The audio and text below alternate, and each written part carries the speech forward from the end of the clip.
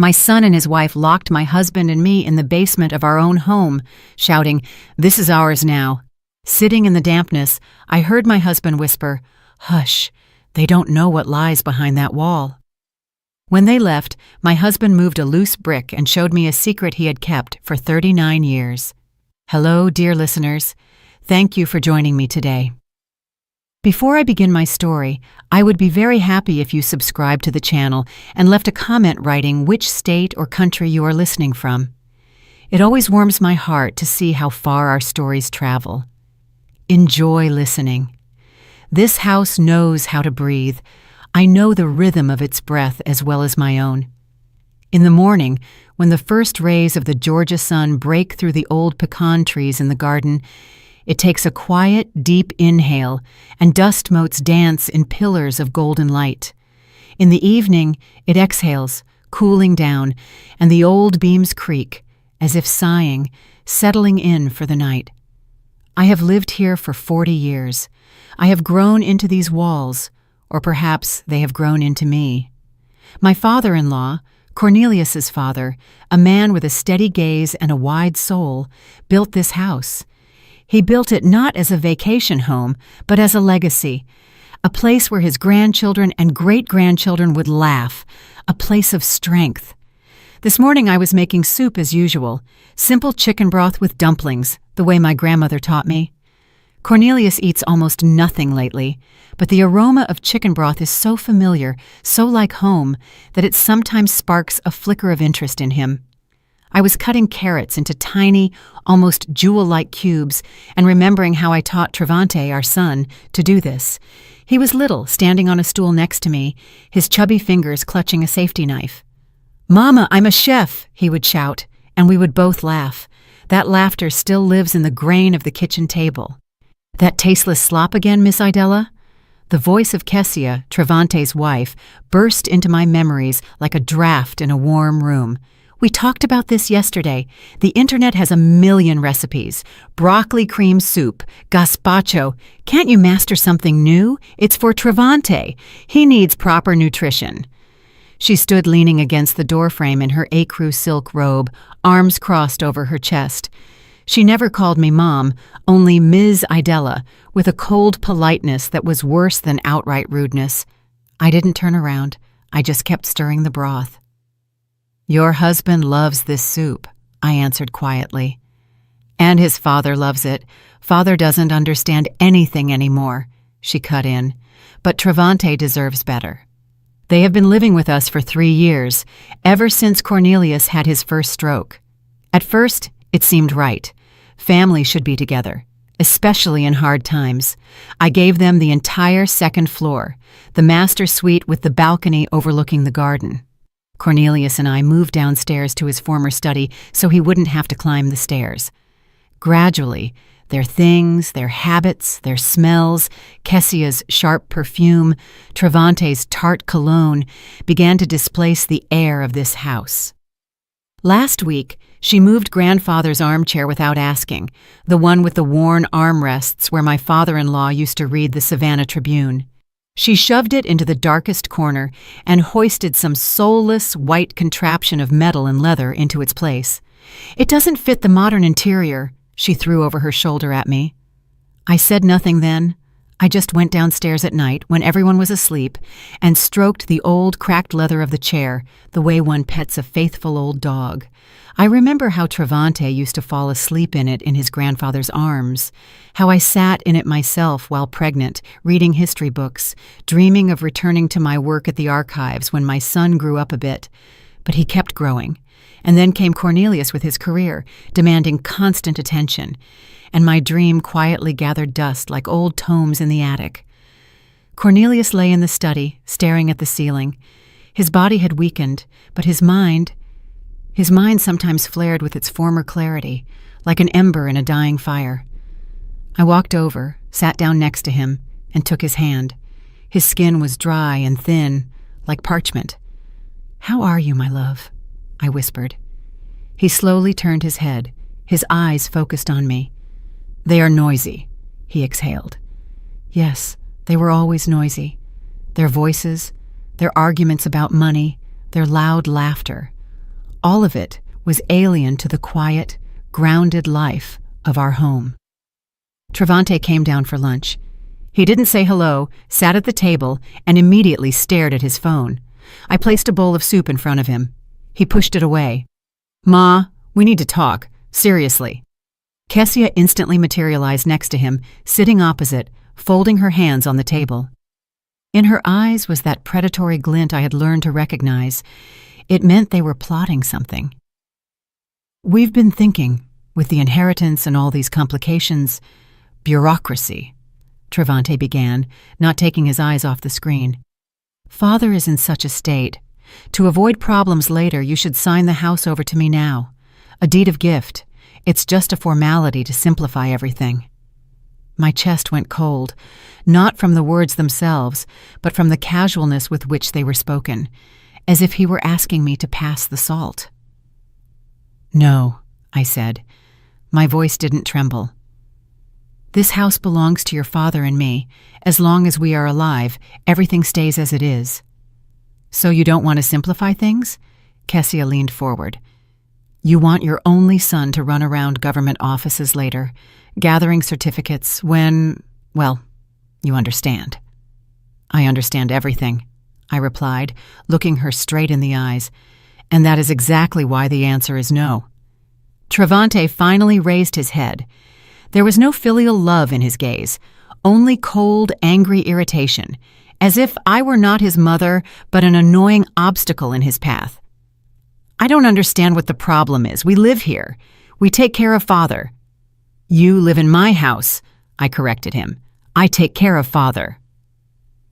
At that moment, Cornelius appeared in the doorway of the living room. He stood leaning against the jamb, breathing heavily. He must have heard everything. His gaze was surprisingly clear. He looked not at me, but at Travante. "You..." His voice was weak, but every word rang in the ensuing silence. "You are a disgrace to our name. A disgrace." That word struck Travante like the crack of a whip. I saw his face contort. It wasn't just anger. It was the rage of a man touched in his sorest spot, his vanity, his right to bear the Dubois name, of which he was so proud. His whole life was built on that name. "What?" he screamed, jumping up so fast the chair fell with a crash. "A disgrace? Are you out of your mind? I am the only one continuing this name. This house, it is mine by right. It should have always been mine." He stepped toward his father. I jumped up, standing between them. "Travante, stop! No, enough! I am tired of this." His eyes were wild. "This is ours now." He grabbed me by the shoulder, not painfully, but with authority, and shoved me aside. Then he grabbed his father under the arm. Cornelius was as weak as a rag doll. Travante dragged us through the hallway to the heavy oak door leading to the basement. "Travante, what are you doing?" I screamed, resisting. "You'll have time to think about your behavior," he growled. He threw the door open, and the smell of dampness and cold earth hit our faces. He roughly shoved us inside onto the top step of the steep staircase. I barely held on to Cornelius to keep us from rolling down. The door slammed shut, plunging us into darkness. The heavy bolt clicked from the outside. We were left in complete silence. Only my ragged breathing and the weak, raspy breathing of my husband beside me. I sank onto the cold stone step, clutching Cornelius to me. The tears wouldn't come. Inside, everything had gone numb. Years of service, years of love. My whole life given to this boy, this house, this family. All of it ended here, in this dark, damp basement. I was broken, shattered into pieces, and in this deafening silence, in this absolute darkness of despair, I heard my husband's quiet, tense whisper. He pressed his lips right to my ear, his words barely audible. "Hush, they don't know what lies behind that wall." My husband's words pierced the gloom, and I froze, listening. Above our heads, Travante's heavy, quick footsteps rang out, followed by Kessia's lighter, pattering tread. The front door slammed so hard, a dull echo rolled through the basement. A moment of silence, and then came the sound of an engine starting, quickly moving away and fading. They were gone. We were left alone in the cold, ringing silence of our own home, locked in its stone belly. "Help me," Cornelius rasped. His voice was weak, but there was a steely persistence in it I didn't recognize. I helped him up. His body was trembling from weakness and cold. Slowly, step by step, we descended the chipped stairs to the dirt floor. It smelled of the stale vegetables we used to store, damp clay and oblivion. The only source of light was a thin strip breaking through from under the door upstairs. In this dim twilight, I could barely make out the shapes of old shelves covered in cobwebs and empty jars piled in the corner. Cornelius led me not to the shelves, but to the far wall, to the very masonry of the foundation. He leaned against the rough, damp stones, breathing heavily. "Here," he whispered. "Father showed me when I was 18, said it was for the most extreme case. I thought it would never come." He ran his shoulder along the wall, searching for something by touch in the gloom. Finally, he stopped. "Here, press." "I don't have the strength." I touched the stone where he pointed. One of the rough granite blocks seemed no different from the others. But when I pressed harder, it gave way, sliding inward with a quiet scraping sound. Behind it, a black square void opened up. Inside this niche, something dark lay hidden. I reached my fingers in and felt cold, smooth metal. It was a small tin box, an old tobacco tin, the kind popular in my childhood. I pulled it out. It was light, almost weightless. We returned to the steps and sat side by side. Cornelius took the box from me. His fingers struggled with the simple latch for a long time. Finally, with a quiet click, the lid opened. I expected to see anything. Old photographs, maybe a few gold coins hidden by my father-in-law for a rainy day. But inside there was nothing shiny, only a few yellowed papers folded in four. Cornelius took out the top document and unfolded it. Even in this faint light, I saw the official seal and faded violet ink. It was a birth certificate. "Read it," Cornelius said. I took the paper. It was fragile as an autumn leaf. The name written in calligraphy was unfamiliar to me. Cassius Thorne, place of birth. A prison hospital in Mississippi. A place I had only heard terrible stories about. Mother's name, dashed out. Father's name, Orion Thorne. "I don't understand," I whispered, looking at my husband. "That's me," he said quietly. "That is my real name." Something snapped inside me. For 40 years, I had lived with Cornelius Dubois, son of the esteemed Dr. Dubois, heir to a famous family, and now this fragile sheet of paper was telling me I didn't know the man I had shared a bed with, raised a son with, built a life with. He took out the next document.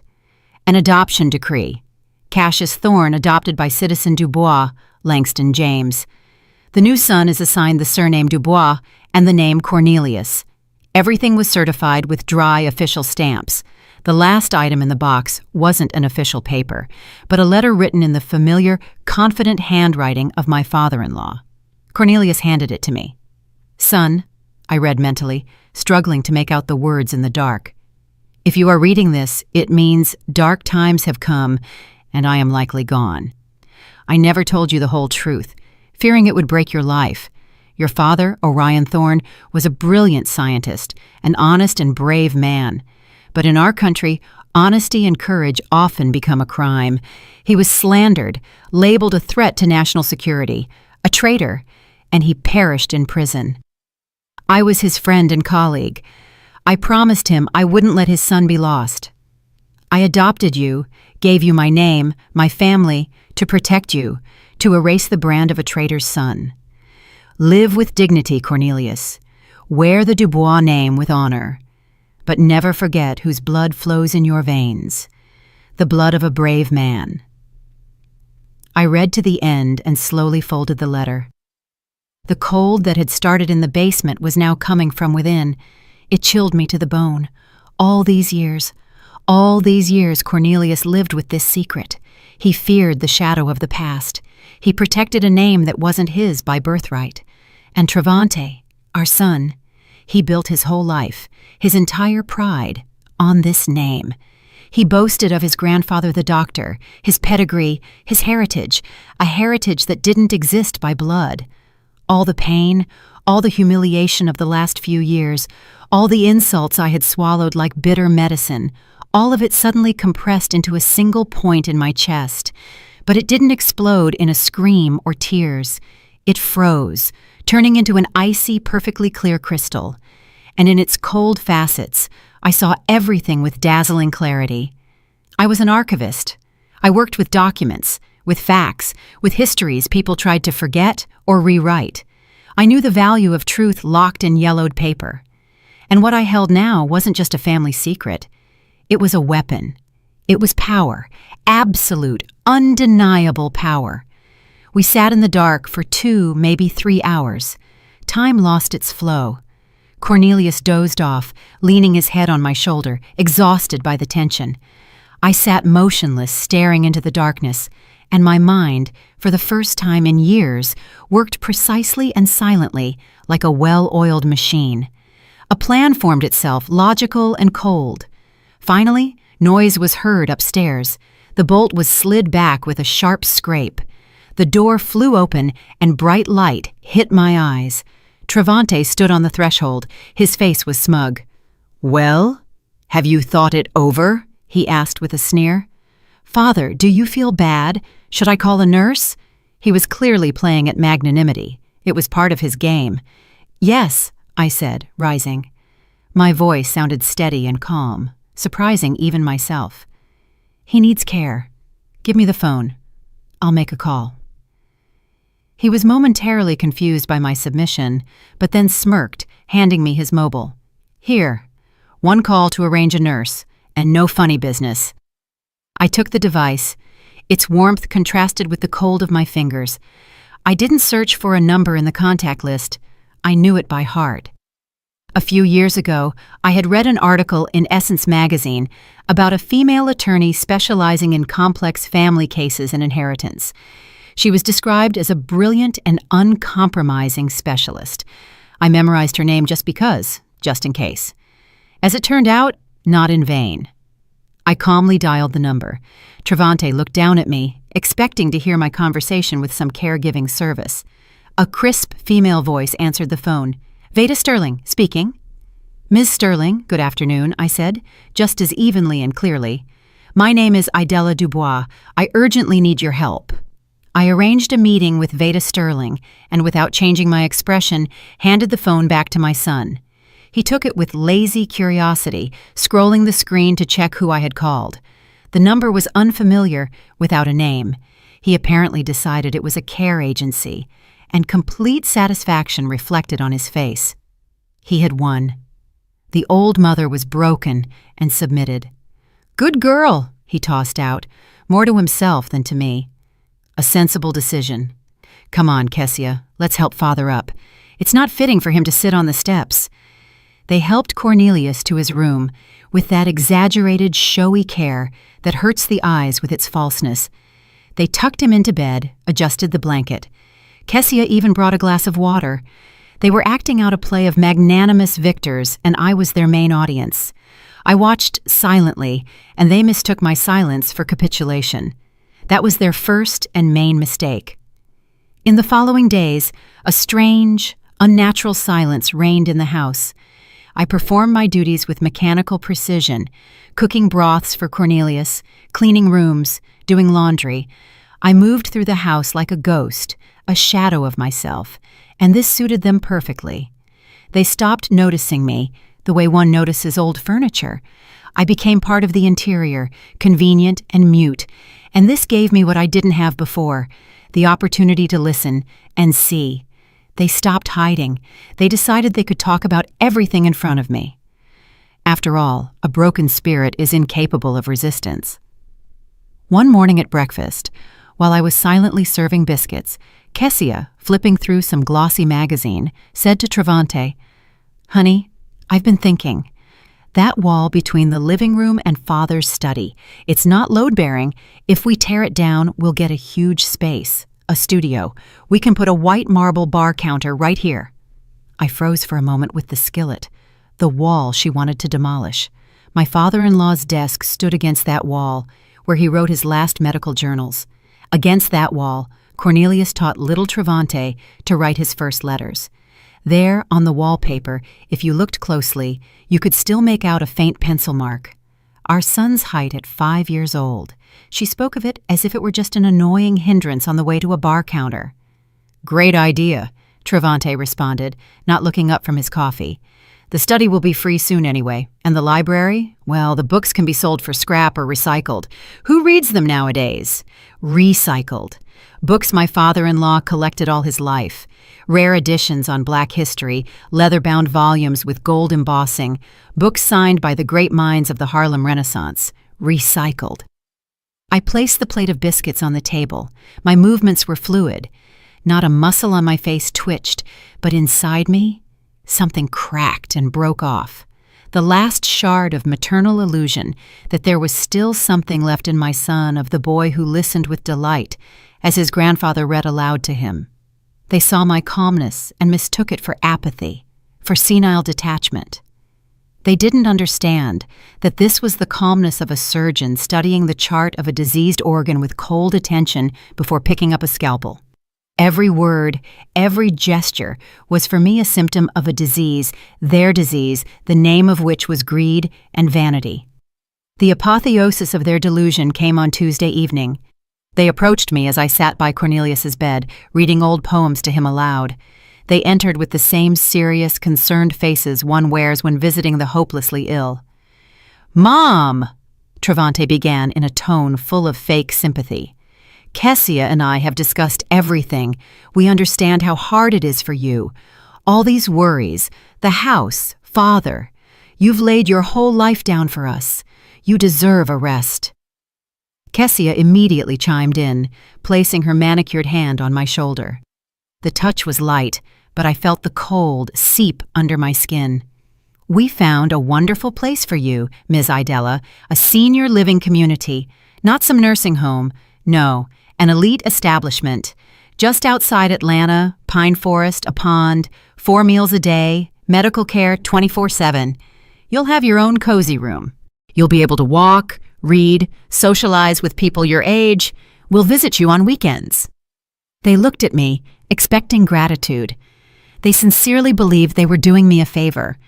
They were offering me, the mistress of this house, a cozy room in exchange for my past, my life, everything that was dear to me.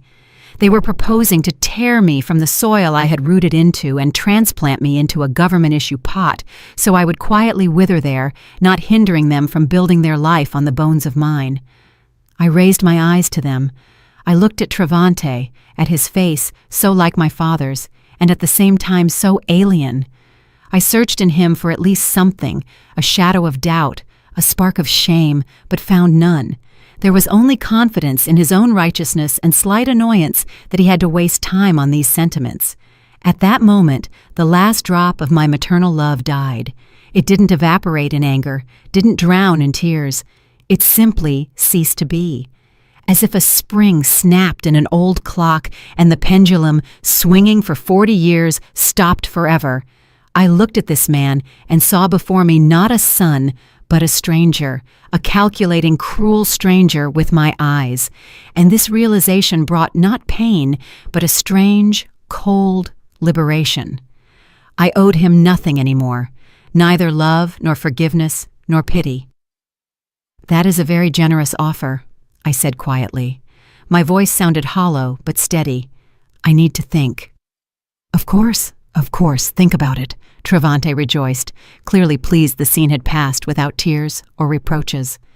"We just want what's best for you." They left, leaving behind a trail of expensive perfume and absolute confidence in their victory. I remained sitting in the silence, broken only by the breathing of sleeping Cornelius. I looked at our photos on the dresser. Here we were young, at our wedding. Here we were with little Travante on the beach at Tybee Island. A whole life captured in these frames. A life built on love, sacrifice, and, as it turned out now, on lies. But even that lie was nobler than the ugly truth my son and his wife revealed to me today. I no longer felt like a victim. The feeling of resentment evaporated, leaving behind a void and a cold, ringing determination. They themselves erased everything that bound me to them. They freed me from the shackles of maternal duty. They underestimated me. They saw before them a weak old woman. They didn't know that quiet archives store documents capable of changing the course of history, and that a quiet woman who worked with those archives all her life knows how to use them. Tomorrow I have a meeting with Veda Sterling, and I will come to it not with a request for help, but with a ready battle plan. The next day I told Travante I needed to go into town, to the pharmacy for a rare medicine for father that wasn't available at our local one. He gave me money for a taxi with an air of performing an act of the greatest charity. Kessia even helped me put on my coat, straightened my collar, like one does with a child. "Don't be long, Ms. Idella. Lunch needs to be ready." I nodded and left the house, feeling their condescending gazes on my back. They were watching an obedient old woman heading out to run errands. They didn't know I was going to war. Veda Sterling's office was located in a modern building in downtown Savannah with high ceilings and quiet corridors. She herself turned out to be a woman of about 40 with a sharp, piercing gaze and a complete absence of fussiness. She didn't gasp, didn't offer sympathy. She listened. I spoke evenly, without emotion, laying out the facts, the humiliation, the demands, the deed of gift, the basement. When I finished, she was silent for a few seconds, looking at me. "Do you have any documents confirming your rights to the house?" she asked finally. Her voice was calm, but steel could be felt in it. "I have something more important," I answered, and took the tin box from my bag. I laid its contents on the polished table. The birth certificate in the name of Cassius Thorne, the adoption document, my father-in-law's letter. Veda put on her glasses and began to study the papers. She read slowly, attentively, as if absorbing every word. I saw her expression change. Professional interest was replaced by surprise, and then by the concentration of a strategist who has been dealt a winning trump card. She raised her eyes to me. There was no longer simple concern in them. There was excitement. "Mrs. Dubois, this changes everything. Absolutely everything. The Dubois name isn't just a surname. In certain circles, it is capital. Your son built his career, his connections, his entire status on this name. If it turns out he has no blood right to it—" "I understand that," I interrupted her. "I want my house and my peace back." "You will get much more," she said, and notes rang in her voice that stirred me. "You will get justice, but I need time. I need to check some details. The name, Orion Thorne. It vaguely reminds me of something. Let me work with this." I went home, leaving the documents with her, and plunged back into the gray, silent routine. Travante and Kessia, seeing I no longer raised the topic of the nursing home, decided I had resigned myself and was simply awaiting my fate. They already behaved like full owners. Kessia ordered furniture catalogs. In the evenings, they sat in the living room, loudly discussing which shade of gray would best suit the walls in their future studio. I walked past without stopping, but every word they said was deposited in my memory, becoming another stone in the foundation of my resolve. A week passed, a week of sluggish, tense waiting. And then Veda Sterling called me on the old landline when Travante and Kessia weren't home. "Mrs. Dubois, can you talk?" Her voice was tense. Suppressed excitement sounded in it. "Yes, I am alone. I have news, and it is stunning. I pulled the archives, unofficial ones, of course. I had to use my father's old connections. He was a historian. What I found explains why Langston Dubois was so afraid of his adopted son's past." She paused, and I heard her catch her breath. Orion Thorne wasn't just a political dissident. That's too mild a word. He was one of the leading theoretical physicists of his time, a genius destined for great things. In the late 60s, he was part of a project of national importance, but he had his convictions. He refused to participate in development that, in his opinion, could lead to catastrophe. They tried to convince him, then force him. He didn't yield, and then they broke him. They fabricated a case. He wasn't just accused of dissent. He was accused of treason, of passing secret data to foreign intelligence. I listened, and the cold that had settled in me in the basement seemed to turn into ice, binding my insides. There was a closed trial, Veda continued. His name was erased from everywhere, from scientific publications, from lists of institute employees. It's as if he never existed. But in narrow academic and government circles, his name is still remembered. Not as the name of a scientist, but as the name of a traitor, a brand, a stain that in those circles doesn't wash away even after a generation. I was silent, lacking air. I sank onto a chair. Do you understand what this means, Mrs. Dubois? Veda's voice became quieter but more distinct. Your son, Travante, builds his business on connections. He prides himself on his lineage, his partners, his clients. These are people for whom reputation, purity of name, continuity of generations is everything. They do business with the grandson of the renowned Dr. Dubois. And now imagine what will happen to his business, to his position in society, when it turns out that he is actually the grandson of Orion Thorne, a man whose name for them is synonymous with treason. There it was. That was the weapon I had thought of. But it turned out to be not just a pistol. It was a bomb capable of not just winning back my house, but destroying the entire world my son had so carefully built for himself. This won't just strip him of his inheritance, Veda finished. This will destroy him socially, professionally, financially. He will become an outcast, a pariah. For him and his wife, that is worse than death. I hung up the phone. I sat in the kitchen in silence. The sun shone through the window. A geranium bloomed in a pot on the windowsill. Everything was as always, but the world had changed. The stakes in this game had risen to the heavens. It was no longer about an old house and a humiliated mother. It was about the total destruction of my son's life. And I felt no horror, no pity, no maternal instinct that should have screamed inside me, protecting my child, whatever he might be. No, I felt only cold, eerie satisfaction, a sense of perfect, calculated justice. You wanted to take my house. You wanted to throw me into a home. You wanted to erase my life like an unnecessary entry in a book. Fine. Let's see what it's like when your life is erased, when your whole existence, built on pride and lies, turns to dust from a single breath of truth. I stood up and walked to the window. I looked at the garden I had planted with my own hands, at the old pecan tree under which little Travante played. I was saying goodbye to him, not to the man who now lived on the second floor, but to that boy I once loved more than life itself. Saying goodbye forever, because I knew I would pull the trigger without hesitation. I stepped away from the window when I heard the sound of a car pulling up. They were back. My heart didn't flutter. It beat evenly, coldly, measuring out the seconds until the beginning of the end. I went out into the hallway to meet them, not as a servant, but as the mistress of the house. For the first time in months, I squared my shoulders. They entered laughing, laden with bags from expensive stores.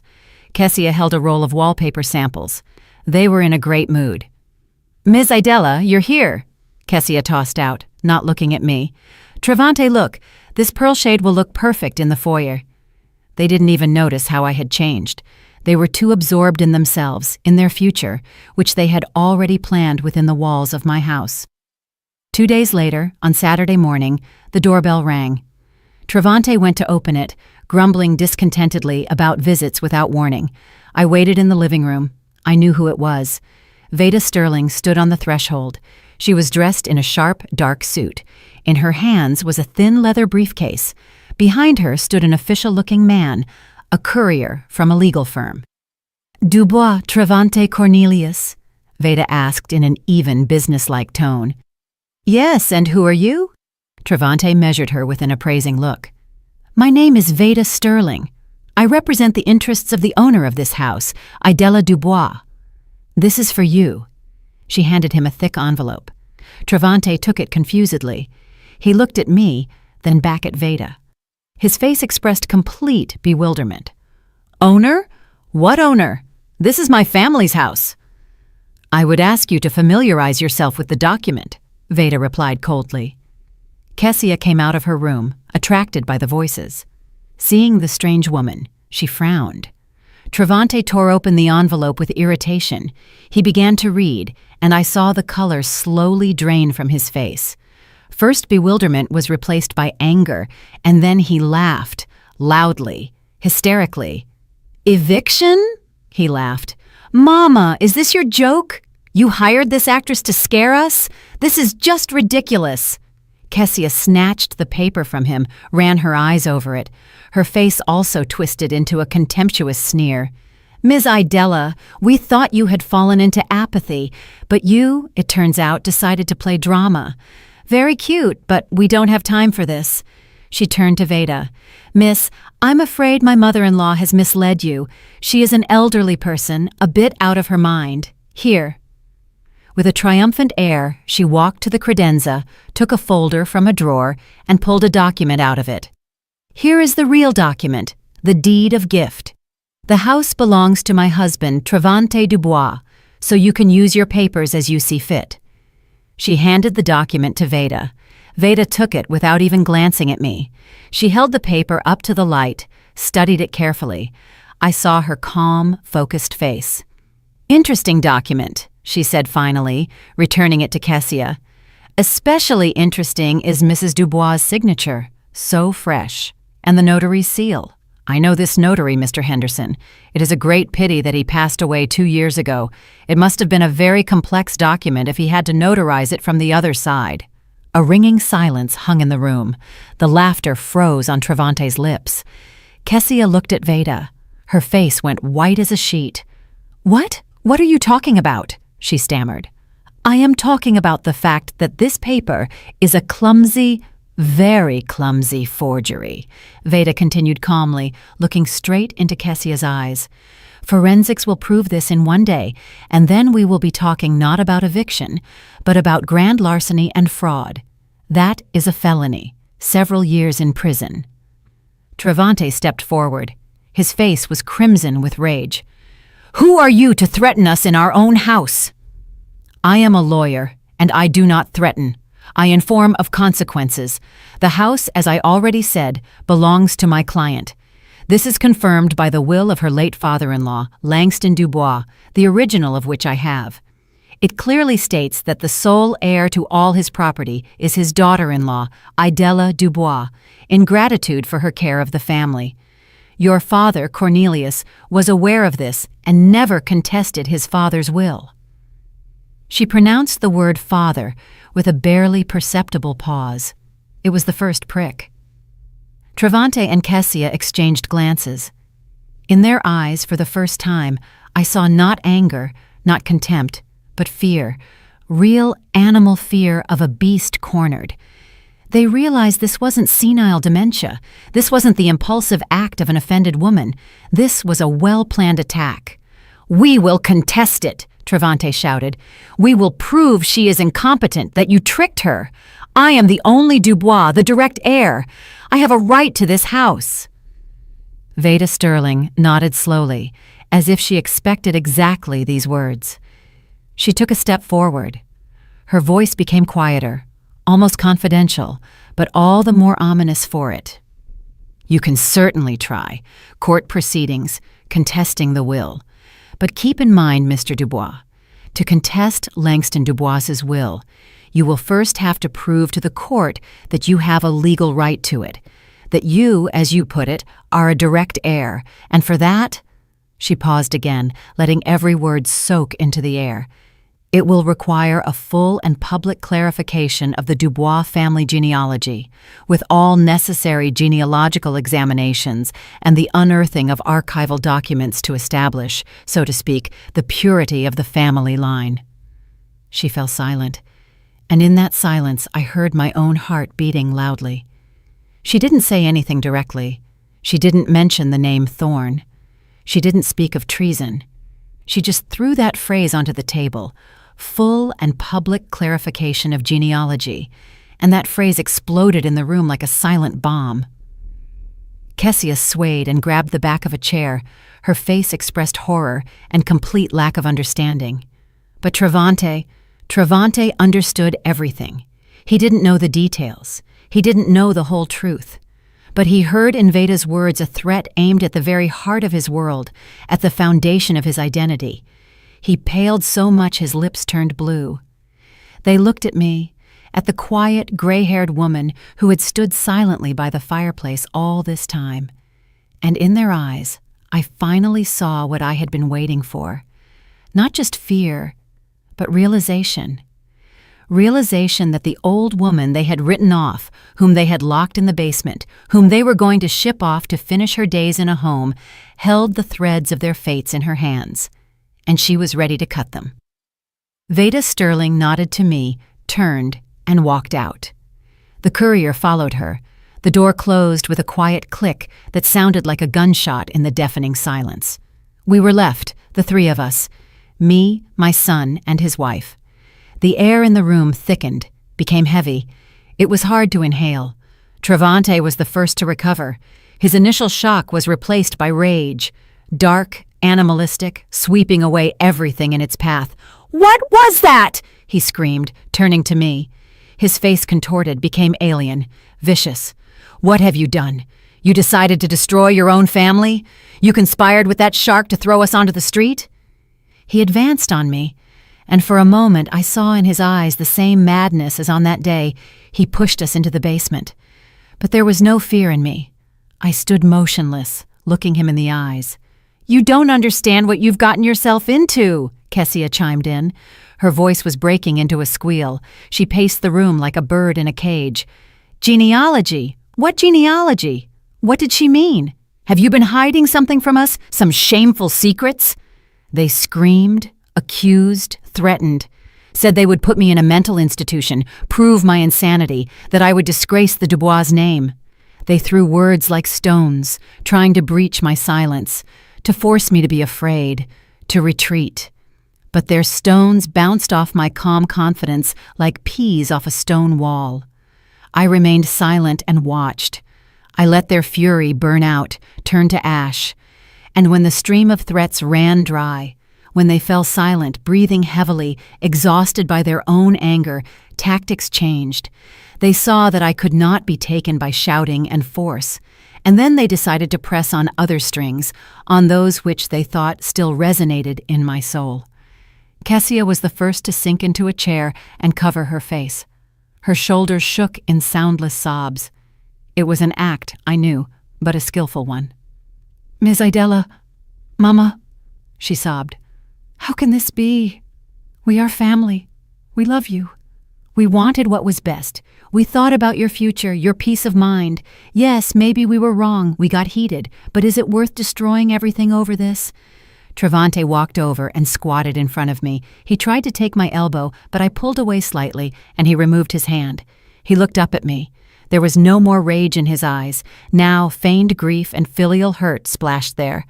"Mama," he said quietly, soulfully, "remember everything that happened. Remember how you raised me. You gave me everything. You sacrificed your career, your dreams, for me, so that I would become who I am. Can you really destroy all of that yourself now? Were all those sacrifices just to kick me out of my own home in the end?" He spoke of my sacrifices. He who had never appreciated them in his life.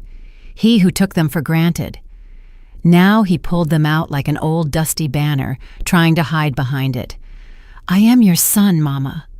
His voice trembled, and this time it seemed almost sincere.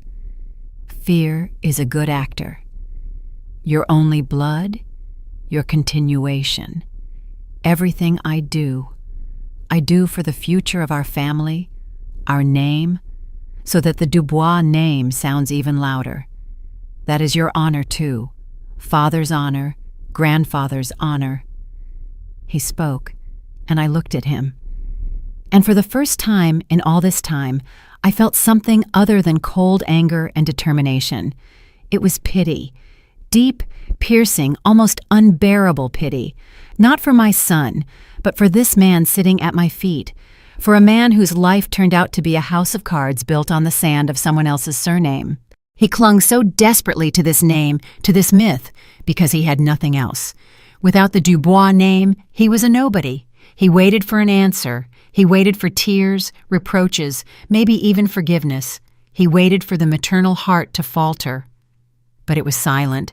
It had turned to stone that day in the basement. I sighed slowly, and when I spoke, my voice sounded in the silence of the room so calm and distinct that they both flinched. "The house is the least of your problems, Travante." He looked at me uncomprehendingly. "You have lived your whole life," I continued, looking him straight in the eyes, never looking away, "appropriating a legacy that was never yours. The respect you demanded, the name on which you built your life, your business, your pride, all of it is a ghost." I fell silent. I didn't explain anything. I didn't name Thorne. I didn't tell the story of his real grandfather. I just left that phrase hanging in the air between us. A ghost. I saw his brain working, how he frantically tried to understand what I meant. I saw fear begin to take shape in his eyes, the shape of something unknown, but monstrous. "What? What are you saying?" he whispered. "What legacy? What name? I am a Dubois. My father is Cornelius Dubois.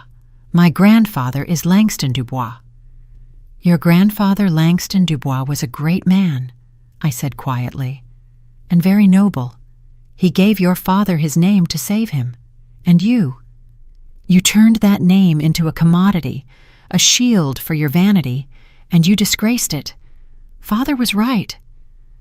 I let him figure out the rest himself. I knew my son's imagination. I knew his greatest fears, the fear of being a nobody, the fear of turning out to be an imposter. I saw those fears coming to life in his eyes now, fueled by my silence. He could imagine anything. Illegitimacy, a secret shame in the lineage, any dirt that could stain the shining name of the Dubois family. And any of those guesses was torture for him. I gave him this food for thought, this poison that would slowly poison him from the inside. The horror of the unknown was my strongest ally. Kessia looked from me to her husband, understanding nothing. She only saw that her strong, confident Travante was sitting on the floor, crushed by a few of my phrases. I stood up. I felt very tired, but at the same time surprisingly light. "You were given 3 days to move your things out," I said, heading for the door of my room. "I would advise you not to waste this time on arguments." I entered the room and closed the door behind me. I didn't hear what they said after that. I just went to the bed where Cornelius was sleeping and sat down next to him. I took his hand. It was warm. I looked at his peaceful face and thought about what a heavy burden he had carried all his life, and what a terrible price our son paid, because that burden was never lifted in time. 3 days passed in a thick, tense silence. They didn't move out. I saw them whispering for hours, locked in their bedroom. Their phones didn't stop ringing. I knew they wouldn't give up. They were preparing their last desperate move, and I was ready for it. On the evening of the 3rd day, Travante entered my room. He was dressed in an expensive suit. His face was pale but determined. A kind of feverish, unnatural confidence had appeared in him.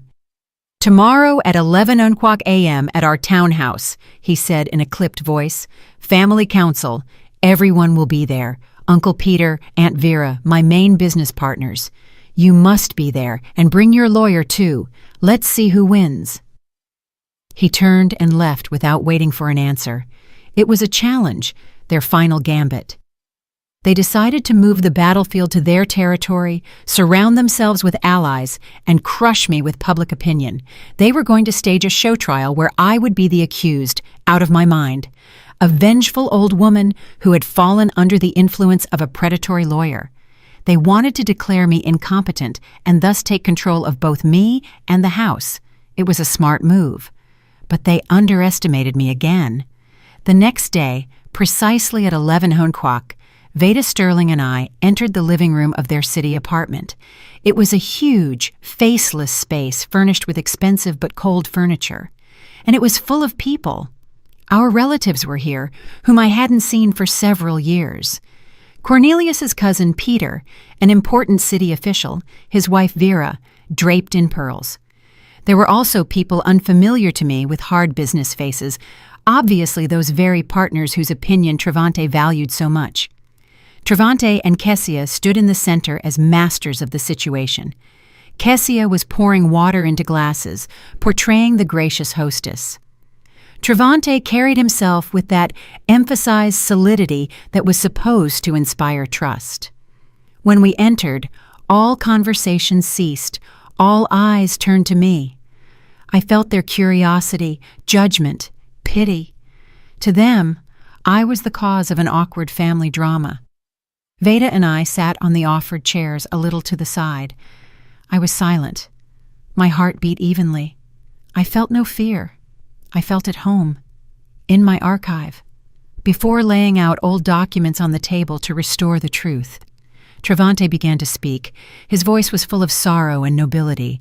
He spoke of how he loves and respects his mother, how hard it is for him to see her condition. He hinted at clouded reason, at senile touchiness, at how easily elderly people are manipulated. He never called Veda by name once. He spoke only of this woman, an unscrupulous lawyer who wormed her way into the trust of a sick person for profit. He told how he and Kessia took care of father and mother, how they wanted to ensure a quiet, secure old age for them in the best facility. His speech was calibrated. Every word hit the mark. He painted a picture in which he was a loving, suffering son, and I was a deluded, ungrateful mother. He spoke for a long time. Relatives nodded sympathetically. Partners watched with understanding. I saw the scales tipping in his favor. He had almost won. When he finished, a heavy silence hung in the room.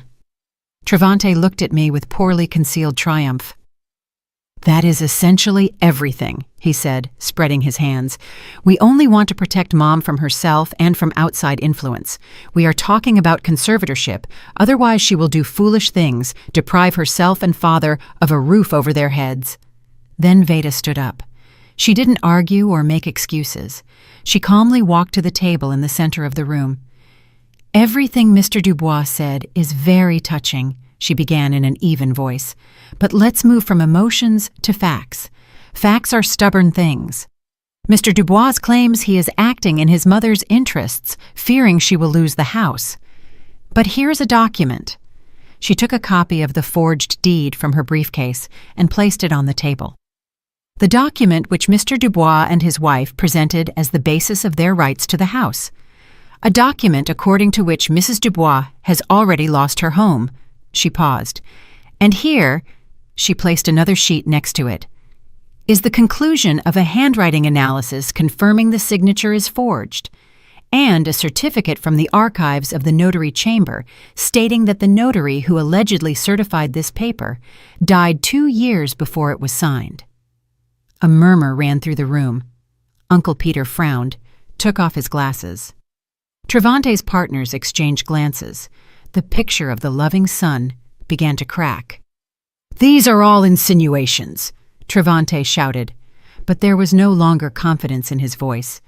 "These are documents," Veda cut him off. "And now, with your permission, my client will speak. She does not need conservatorship. She needs to be heard." All eyes turned to me again. I slowly rose. I didn't look at Travante. I looked at the faces of the people in this room. "Good afternoon," I said. My voice didn't tremble. It was the voice of an archivist accustomed to speaking about facts. My son spoke of the legacy of the Dubois family, of honor.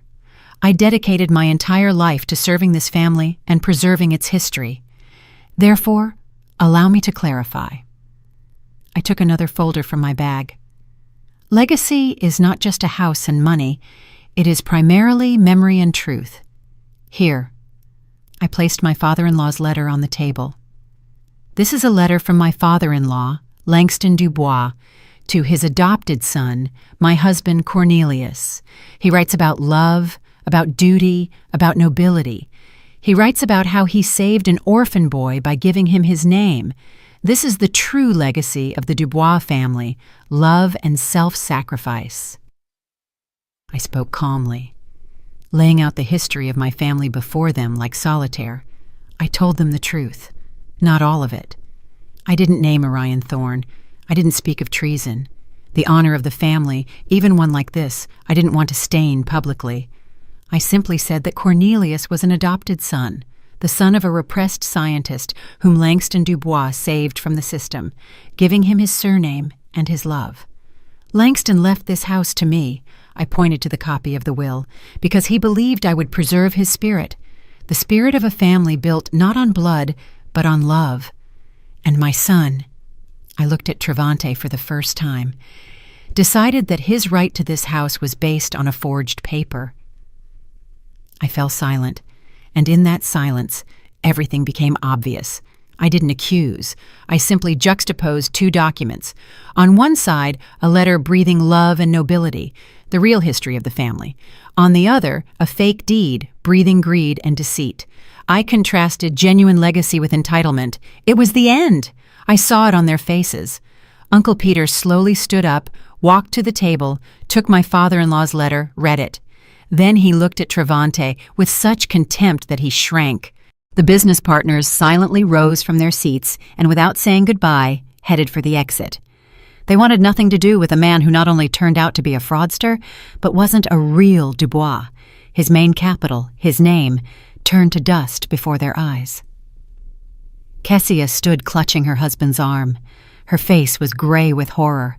She looked at the departing guests, at the ruins of their world. And I think, at that moment, she hated him. Travante stood in the middle of the room completely alone. He was broken, destroyed, and not by a court, not by the police. He was destroyed by the truth which I, carefully, like an archivist, had brought to light.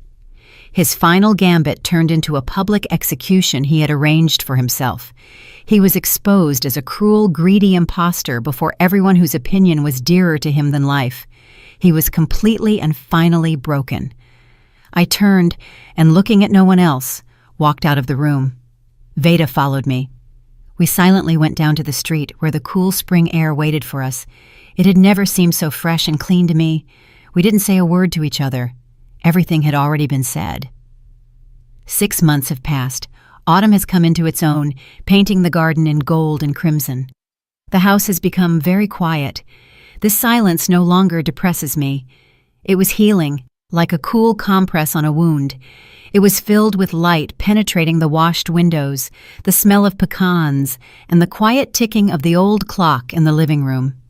Cornelius passed away at the end of summer, quietly, in his sleep, in his bed. His exhausted heart simply stopped.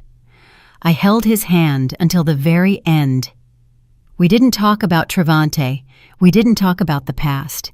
We talked about our youth, about our first date in Forsyth Park, about how funny he looked trying to fix a leaky faucet. We said goodbye, and when he left, I mourned him. Not the husband bearing someone else's name, but my Cornelius, the only man I loved. I buried him next to his adopted father, Langston Dubois. Two noble men, whose stories turned out to be so closely intertwined, now lay side by side. Travante was not at the funeral. He and Kessia disappeared. They moved out of the city apartment, selling it to pay off debts I hadn't even suspected. Their world, built on the prestige of the Dubois name, collapsed in a single day. Partners turned away. Friends stopped answering calls. The society in which they so wanted to shine expelled them. I heard from distant relatives that they moved to some small provincial town in Alabama, where Kessia found a job as a receptionist in a beauty salon. Nothing was heard of Travante. He didn't call, didn't write. For me, he simply ceased to exist, like the ghost I once spoke of. I felt neither gloating nor hatred, only emptiness in the place where maternal love used to be. Today I went down to the basement, but it was no longer the dark, damp crypt where my rebirth once began. I hired workers. They cleaned it out, whitewashed the walls, installed bright lighting. Along the walls now stood not dusty shelves with jars, but new pine ones, smelling of resin. In the center, a large, sturdy work table, my table. This basement, once my prison, became my sanctuary, my personal archive, the place where I finally returned to myself. I slowly laid out old photographs, letters, documents on the table. All my life, I had been the keeper of other people's stories, the history of the Dubois family, the history of my husband, the history of my son. I carefully collected them, cataloged them, protected them. Now the time has come to collect my own. I took a new album with blank pages in a hard leather binding. On the first page, I neatly placed Langston Dubois's letter, a document about love and nobility that became the cornerstone of this story. Next to it, I placed a photograph, not my wedding one, not a photo with my son, but another, small, black and white one taken many years ago. In it, a young girl with glasses and short hair sits at a desk piled with old tomes, looking into the lens with delight. That was me, Idella, a 20-year-old history student at Spelman College, in love with her profession, full of hopes and plans. The me I had buried myself under the rubble of family obligations and sacrifices. I looked at this girl and smiled.